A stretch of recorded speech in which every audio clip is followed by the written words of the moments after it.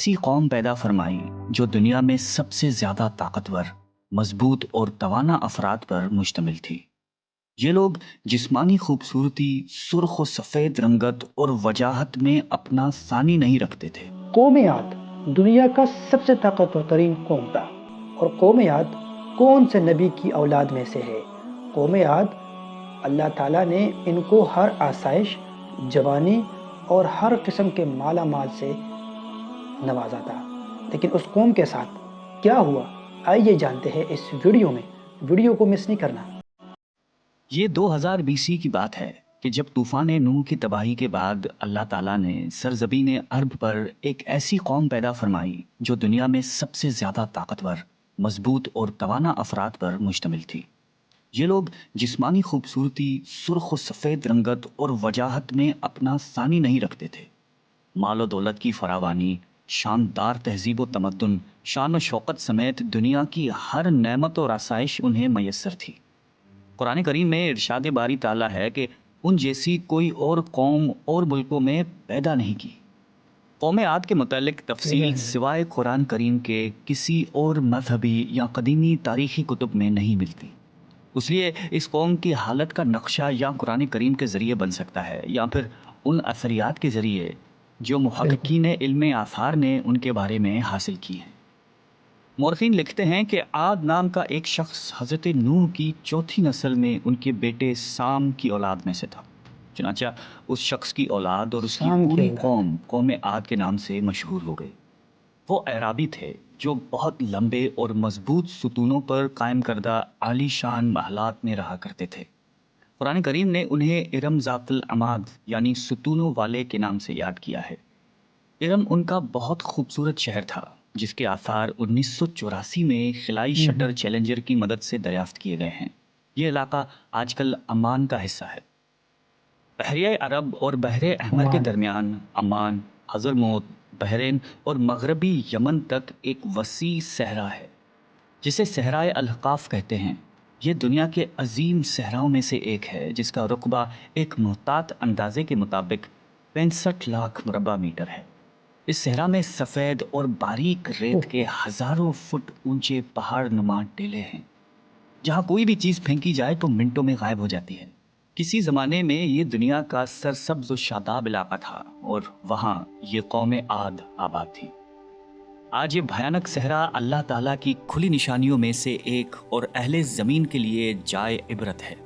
قرآن کریم میں ارشاد باری تعالیٰ ہے کہ وہ ارم جو ستونوں والے تھے جن کی مانند کوئی قوم ملکوں میں پیدا نہیں کی گئی۔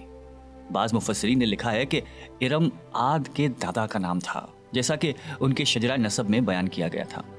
ڈاکٹر اسرار احمد تحریر فرماتے ہیں کہ عام مورخین کا خیال ہے کہ ارم قوم عاد کے شاہی خاندان کا لقب تھا۔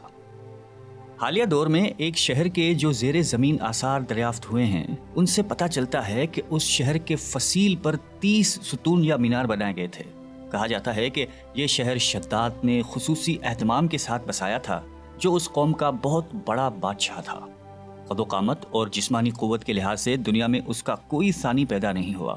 اس طرح اس قوم نے جس معیار اور جس انداز کی تعمیراتیں کی، ایسی تعمیرات اس سے پہلے دنیا میں کبھی کسی قوم نے نہیں کی۔ شاید اسی لیے یہ جگہ شداد کی جنت ارضی کے نام سے تاریخ میں مشہور ہے، تاکہ لوگ آخرت کی جنت کے بدلے اس نقد جنت کو اختیار کر لیں۔ مگر جب یہ عالی شان محلات تیار ہو گئے اور شداد نے اپنے روسائے مملکت کے ساتھ اس میں جانے کا ارادہ کیا تو ان پر اللہ تعالیٰ کا عذاب نازل ہوا اور وہ سب ہلاک ہو گئے اور وہ محلات بھی مسمار ہو گئے۔ اس اعتبار سے اس آیت میں قوم عاد پر آئی ایک خاص عذاب کا ذکر ہوا ہے جو شداد بن عاد اور اس کی بنائی ہوئی جنت پر نازل ہوا۔ ایک اور روایت کے مطابق عاد کے بیٹے شداد نے جب جنت کے نام اور خصوصیات سے متعلق سنا تو اس نے زمین پر ایسی ہی جنت بنانے کا ارادہ کیا اور عدن کے کسی صحرا میں تعمیرات کا کام شروع کر دیا اور مسلسل 300 برس کی شب و روز کی محنت کے بعد دنیا میں ایک خوبصورت جنت بنا دی جس میں شاندار محلات بھی تھے اور نہریں اور آبشار بھی۔ شداد کی عمر 900 سال ہو چکی تھی۔ ایک دن اس نے قوم عاد کے لوگوں کو جنت کے دیدار کی دعوت دی۔ وقت مقررہ پر وہ اپنے لوگوں کے ساتھ جنت کی جانب روانہ ہوا۔ ابھی شہر ارم کے عالی شان دروازے کے قریب ہی پہنچا تھا کہ رب ذوالجلال کے عذاب نے آ گیا. یوں شداد اپنی جنت کے ساتھ زمین میں ہی زندہ دفن ہو گیا. طوفان نوح کے بعد قوم عاد ہی وہ پہلی قوم تھی جو بتوں کے پجاری بنے. علامہ جلال الدین سیوطی اپنی تفسیر میں تحریر کرتے ہیں کہ قوم عاد نہایتی زوراور اور بہادر قوم تھی. وہ سب بت پرست تھے. مختلف کتب میں ان کے بتوں کے مختلف نام بیان کیے گئے ہیں. کچھ نے بتوں کے نام صدا، سمود اور ہیرا بتائے ہیں. مورخین کی رائے کے مطابق ان کے معبود بھی قوم نوح کی طرح پتھر کے 5 بت یعنی ود، سوا، یغوث، یعوق اور نصر ہی تھے. کفر و شرک کے سمندر میں غرق قوم عاد کی بد اعمالیاں جب اپنی انتہا کو پہنچ گئیں تو اللہ تعالیٰ نے انہی کے قوم کے ایک نیک اور صالح بندے کو ان پر پیغمبر بنا کر مبعوث فرمایا. حضرت ہود قوم عاد کی سب سے معزز شاخ خلود کے ایک خوبصورت اور وجیح شخص تھے. حضرت ہود علیہ السلام نے ان سے کہا کہ بھائیو، ایک اللہ ہی کی عبادت کرو، ہود علیہ اس کے السلام سوا کوئی تمہارا معبود نہیں. قوم عاد کے سرداروں نے جواب دیا کہ تم ہمیں احمق نظر آتے ہو اور ہماری نظر میں تم جھوٹے ہو. حضرت ہود نے کہا کہ میں رب العالمین کا پیغمبر ہوں اور اللہ کا پیغام تم تک پہنچاتا ہوں. کہنے لگے تم ہمارے پاس اس لیے آئے ہو کہ ہم اپنے ان معبودوں کو چھوڑ دیں جنہیں ہمارے باپ دادا پوجتے تھے اور صرف ایک اللہ کی عبادت کریں. اگر تم سچے ہو تو جس عذاب سے ہمیں ڈراتے ہو وہ لے آؤ. حضرت ہود مسلسل 50 برس یا اس سے بھی زیادہ واعظ و نصیحت کرتے رہے. کبھی انہیں اللہ کی عطا کردہ نعمتیں یاد دلاتے تو کبھی عذاب الہی سے ڈراتے، کبھی طوفان نوح کی ہولناکیوں کا ذکر فرماتے، لیکن وہ غرور و تکبر میں اندھے اور بہرے بنے رہے. انہیں اپنی طاقت پر بڑا گھمنڈ تھا. ارشاد باری تعالیٰ ہے کہ قوم عاد ناحق ملک میں غرور کرنے لگی اور کہنے لگی کہ ہم سے بڑھ کر قوت میں کون ہے. قوم عاد کے 13 خاندان تھے. عمان سے لے کر یمن تک ایک طویل علاقے میں ان کی بستیاں تھیں. سرسبز و شاداب کھیت و کھلیان، پھلوں پھولوں سے لدے ہوئے باغات، میٹھے پانی کی بل کھاتی نہریں، خوبصورت آبشاریں اور تندرست و توانا قوی، مضبوط اور قداور جسامتیں، انہی سب نعمتوں نے انہیں شدید گھمنڈ میں مبتلا کر رکھا تھا. حضرت ہود علیہ السلام نے اپنی قوم کو راہ راست پر لانے کے لیے بڑی جدوجہد کی، لیکن قوم عاد آپ کو جادوگر اور سحر زدہ شخص خیال کرتے تھے کہ جنہیں ان کے پتھر کے باطل خداؤں نے دیوانہ بنا دیا تھا. بالآخر وہ لمحہ بھی آ گیا کہ جب حضرت ہود علیہ السلام نے بارگاہ الہی میں دعا فرمائی کہ اے میرے پروردگار، انہوں نے مجھے جھوٹا کہا ہے، اب تو میری مدد کر. فرمایا اے نبی، یہ تھوڑے ہی عرصے میں اپنے کیے پر پچھتانے لگیں گے. اللہ تعالیٰ نے اپنے نبی کی دعا قبول فرمائی اور قوم عاد پر عذاب کی ابتدا ہوئی. بادلوں کے فرشتے کو حکم ملا کہ اب بارش نہ برسائی جائے. چشموں کے فرشتوں کو حکم ملا کہ ان کے چشموں اور آبشاروں کو خشک کر دو. دیکھتے ہی دیکھتے شادابی ویرانی میں بدل گئی. مویشی مرنے لگے، پھل اناج ناپید ہو گیا. پوری قوم خشک سالی کا شکار ہو کر بدحال و پریشان ہو گئی. یہ سلسلہ مسلسل 3 سال چلتا رہا. نبی سے قوم کی یہ پریشانی دیکھی نہ جاتی تھی. مسلسل واعظ و نصیحت کرتے رہتے اور فرماتے کہ اے میری قوم، اپنے پروردگار سے بخشش مانگو، پھر اس کے آگے توبہ کرو.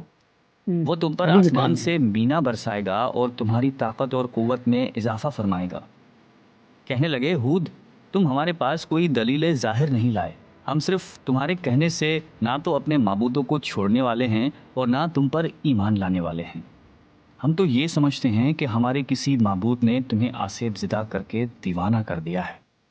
اس زمانے میں یہ دستور تھا کہ قوموں کو جب کوئی مشکل آ گھیرتی تو وہ بیت اللہ شریف جا کر اللہ کے آگے آوازاری کرتے اور ان کی مشکل رفع ہو جاتی.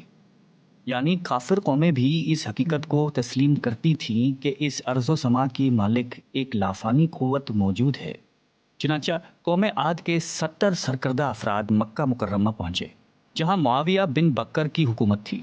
معاویہ کی ماں کا تعلق قوم عاد سے تھا. معاویہ نے ان کی خوب آؤ بھگت کی. وہ لوگ 1 ماہ تک وہاں رہے اور بارش کے لیے دعائیں مانگتے رہے.